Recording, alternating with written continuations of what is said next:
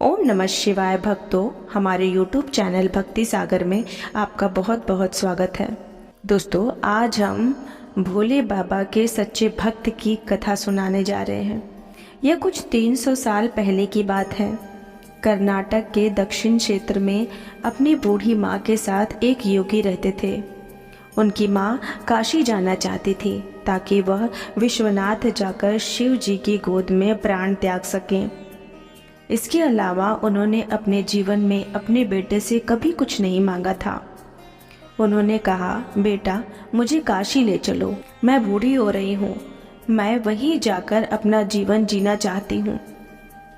योगी ने अपनी बूढ़ी माँ के साथ दक्षिण कर्नाटक से जंगलों से होते हुए काशी के लिए एक लंबी यात्रा शुरू की।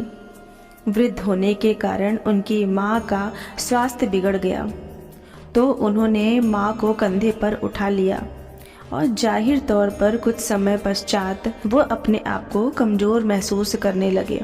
उनके पास शिव जी से याचना करने के अलावा और कोई चारा नहीं बचा।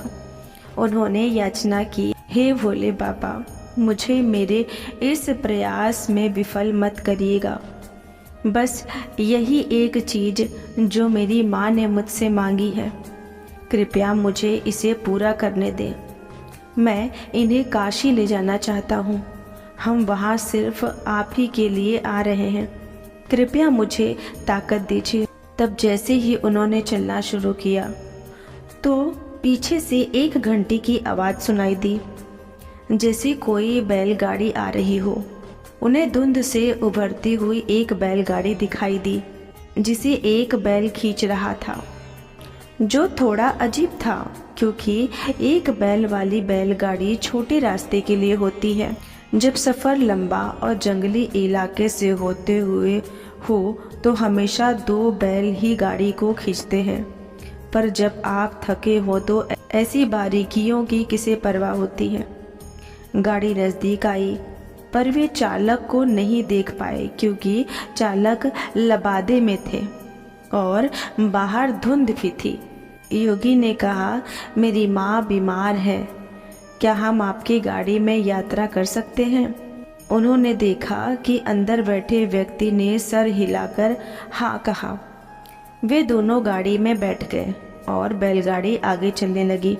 कुछ समय बाद योगी का ध्यान इस ओर गया कि जंगली रास्ता होने के बावजूद बैलगाड़ी बहुत आसानी से आगे बढ़ रही थी।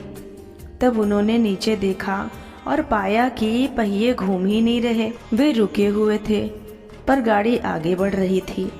तब उन्होंने बैल की तरफ देखा, पाया कि बैल बैठा हुआ था पर बैलगाड़ी चल रही थी। तब उन्होंने चालक की ओर देखा और पाया कि वहाँ सिर्फ लबादा ही था। उन्होंने अपनी माँ की ओर देखा। माँ ने कहा, अरे पागल, हम पहुँच गए, अब कहीं और जाने की जरूरत नहीं है, यही वो जगह है, अब मुझे जाने दो। इतना कह के माँ ने शरीर छोड़ दिया। बैलगाड़ी और चालक सब विलीन हो गए। यह सब देखकर योगी आश्चर्यचकित हो गए और शिव जी पर उनका विश्वास अटूट हो गया। ओम नमः शिवाय जपने लगे और अपने गांव वापस आ गए। गांव वालों ने उन्हें देखकर कहा, यह उन्हें काशी नहीं ले गया। उन्होंने योगी से पूछा, तुम अपनी माँ को कहाँ छोड़ आए? योगी उत्तर दिए, हमें वहाँ जाना ही नहीं पड़ा, शिव खुद आए थे हमारे लिए, क्या बकवास है। उन्होंने कहा, योगी ने उत्तर दिया, मुझे फर्क नहीं पड़ता कि आप क्या सोचते हैं, वे आए थे हमारे लिए और यही सच है। मेरा जीवन ज्योतिर्मय हो गया है, यह मैं अपने अंतर में जानता हूँ। अगर आप नहीं मानते तो आप ना माने। तब उन्होंने पूछा, ठीक है, हमें कुछ ऐसा दिखाओ कि हम माने कि तुमने सच में शिव को देखा है और वे सच में तुम्हारे लिए आए थे।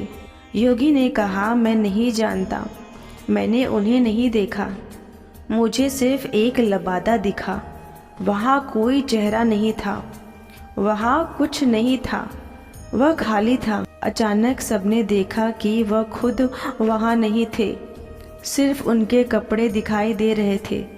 वे दक्षिण भारत के महान संत बने। जहाँ भी वह जाते लोग उन्हें बिना चेहरे वाले योगी के रूप में जानते थे।